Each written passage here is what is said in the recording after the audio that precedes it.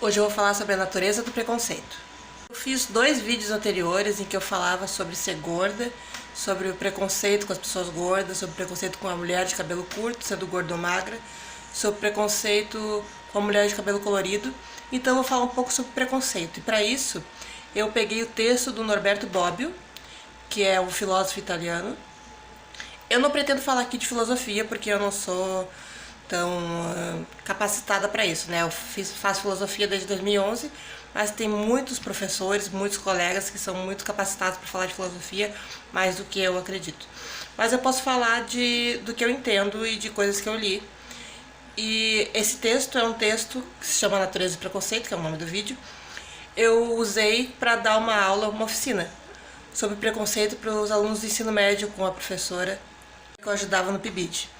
E então eu vou começar a falar sobre o preconceito, passar algumas frases que ele falou, que tem imagens, podem encontrar em qualquer lugar no Google. Eu vou passar no vídeo também para que vocês possam conhecer um pouco dele e um pouco do que ele pensava, do que ele escrevia, que eu acho muito interessante. O Norberto Bobbio, ele nasceu em 18 de outubro de 1909 e faleceu em 9 de janeiro de 2004. Ele foi um crítico de Marx, um crítico do fascismo italiano. Ele defendia a democracia social liberal e ele foi filósofo político muito importante. A Natureza do Preconceito é um texto que vocês podem ter acesso no Google, podem ter acesso nas bibliotecas, está dentro do livro Elogio da Serenidade. Preconceito segundo Norberto Bobbio. Entende-se por preconceito uma opinião, um conjunto de opiniões, às vezes até mesmo uma doutrina completa, que é acolhida crítica e passivamente pela tradição, pelo costume ou por uma autoridade de quem aceitamos as ordens sem discussão. Acriticamente e passivamente na medida em que aceitamos sem verificá-la, por inércia, respeito ou temor, e a aceitamos com tanta força que resiste a qualquer refutação racional. Vale dizer, a qualquer refutação feita com base em argumentos racionais.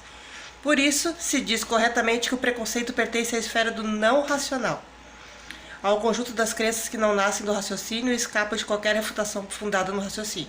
Fala de tradição de quem aceitamos as ordens sem discussão, ou seja, o preconceito começa com quem manda, né? Com quem tem algum poder, com quem tem uma autoridade que é respeitada pelos outros. E a gente pode ver, né? O preconceito foi alastrado esse ano que passou, por uma candidatura à presidência, que daí a gente pôde ver quem tinha preconceito e quem não tinha. A gente se surpreendeu muito, né? Eu me surpreendi muito com as pessoas, sabe?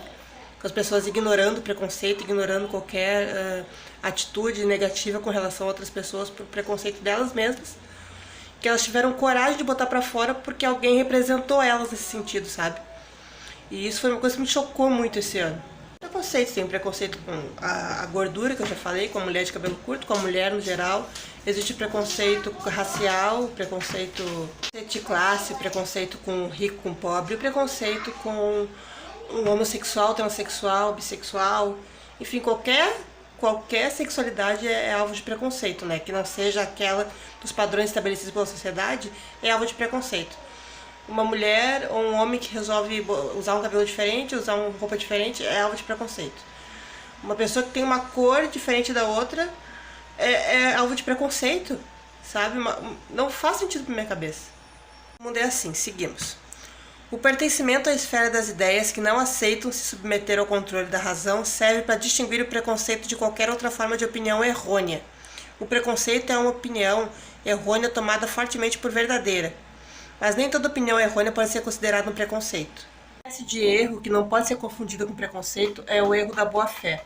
Quando a gente é levado a crer por uma pessoa em alguma coisa como verdadeira, e essa coisa não é verdadeira, mas a gente acredita porque a gente levou a opinião da outra pessoa. Isso aí é agir de boa-fé, não é preconceito. No caso, tu recebeu a opinião de outra pessoa e acreditou nela, né? Então isso não pode ser um preconceito teu. É porque tu aprendeu assim com outra pessoa. Tu não é preconceituoso, mas tu, mesmo sabendo que tá errado, tu seguir aquele caminho, daí é uma atitude preconceituosa. Em geral, pode-se dizer que se distingue daquela opinião errônea que consiste o preconceito todas as formas que podem ser corrigidas mediante os recursos da razão e da experiência. Precisamente por não ser corrigível ou por ser menos facilmente corrigível, o preconceito é um erro mais tenaz e socialmente mais perigoso. A parte eu achei show de bola que ele escreveu, porque condiz muito com a realidade que a gente está passando agora nesse momento, que, assim, por que então, se o preconceito é uma coisa tão absurda, tão irracional, por que ele ganha força, né? Daí ele diz aqui: creio ser possível dar a seguinte resposta. A força do preconceito depende geralmente do fato de que a crença na veracidade de uma opinião falsa corresponde aos meus desejos, mobiliza minhas paixões, serve aos meus interesses. Repulsa, se eu tenho o desejo de não conviver com pessoas de cor diferente, eu vou ser preconceituosa com pessoas de cor diferente da minha. E assim vai para qualquer outro preconceito. Não me moldar ao que alguém sugeriu que é o correto. Eu tenho que ser alvo de preconceito, de atitudes ruins para com a minha pessoa. Não, né? Mas ele chama de preconceitos coletivos os que são compartilhados por um grupo social inteiro e são dirigidos a outro grupo social. A gente sabe bem como é que é, a gente conhece bem esse tipo de preconceito e é disso que ele está falando aqui. E esse preconceito é o mais perigoso. Ele diz aqui porque depende do fato de que muitos conflitos entre grupos que podem até mesmo degenerar na violência derivam do modo distorcido com que um grupo social julga o outro, gerando incompreensão, rivalidade, inimizade, desprezo ou escárnio. As pessoas se identificam umas com as outras nesse grupo social que denigre outro grupo, pior é e mais forte é o combate, as atitudes ruins com relação a outra pessoa, a outro grupo, e mais forte fica também a rivalidade de um grupo contra o outro, porque se eu estou sendo atacada, é óbvio que eu vou me defender, né? É óbvio que eu vou andar com os meus, então acaba ficando uma coisa pela outra. Os conceitos de grupo são inumeráveis, mas os dois historicamente mais relevantes e influentes são o preconceito nacional e o preconceito de classe. O artigo 5º da Constituição Brasileira, para ler para vocês. Todos são iguais perante a lei, sem distinção de qualquer natureza, garantindo-se aos brasileiros e aos estrangeiros residentes no país a inviolabilidade do direito à vida, à liberdade, à igualdade, à segurança e à propriedade nos termos seguintes. Homens e mulheres são iguais em direitos e obrigações nos termos dessa Constituição. Tais dispositivos, assim como contido no 5º do artigo 226, os direitos e deveres referentes à sociedade conjugal são exercidos igualmente pelo homem e pela mulher. Não deixo dúvidas quanto à importância que a Constituição confere ao princípio da igualdade, tão ampla quanto possível entre homens e mulheres. Ele segue: detenho-me de modo particular na discriminação referida às opiniões políticas e na que diz respeito às condições pessoais e sociais. A primeira se torna sempre mais irrelevante, ao menos num Estado democrático que é pluralista por sua própria natureza e vive desse pluralismo. Ainda que não seja totalmente verdade que seguir uma opinião política em vez de outra não tenha consequência prática, admite-se em termos de princípio e, portanto, de modo categórico, não mais sujeito à discussão, que numa sociedade democrática cada um é livre para seguir a opinião política que considere melhor. Cada um é livre para seguir o que considere melhor, mas tem um bom senso aí a seguir. Mas, enfim. Última observação, e diz que o preconceito coletivo, que é o tipo de preconceito de que se ocupou com exclusividade no texto, é a atitude que um grupo assume perante os indivíduos de outro grupo, e pode-se acrescentar sempre que o outro grupo do qual se forma um preconceito é uma minoria. O preconceito de grupo é geralmente o preconceito da maioria em relação a uma minoria, ou seja, as pessoas não aceitam as diferenças, as pessoas querem que todos sejam, que entrem naqueles moldes, naqueles padrões, e não aceitam a opinião da minoria, como se a minoria não valesse nada, como se a minoria tivesse que se adequar à maioria. Aqui que a série de preconceitos antifemininos dos homens não diz respeito a uma maioria contra minoria, porque existe sim uma desigualdade na opinião dele entre homens e mulheres, só que a desigualdade é mais social do que qualquer outra coisa, porque foi imposta assim pela sociedade, né?